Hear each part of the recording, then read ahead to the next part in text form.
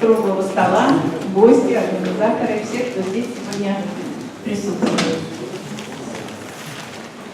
Я хочу вас поприветствовать и сказать, что мы очень рады, и поблагодарить вас за то, что вы сегодня собрались.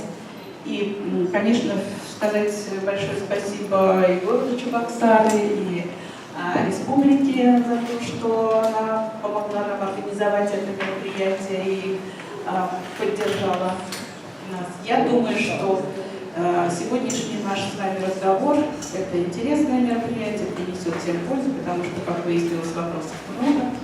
Но у нас сегодня и очень компетентные участники круглого стола. В первую очередь, конечно, это члены Совета по межнациональным вопросам при президенте Российской Федерации, член президиума Совета Зорин Владимир Юрьевич и Маргарита Арутовна Лянга, член Совета.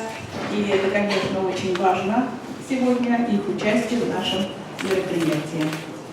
Конечно, мы органы культуры и занимаемся культурой, и в первую очередь заботимся об этом, но сегодня много смежных вопросов с вопросами этнокультурного развития, и я думаю, мы это тоже сегодня с вами поговорим. У нас сегодня много выступающих, поэтому я всех попрошу придерживаться регламента тоже в том числе. Но первое слово я хочу все-таки предоставить хозяевам сегодняшнего мероприятия, заместителю министра культуры.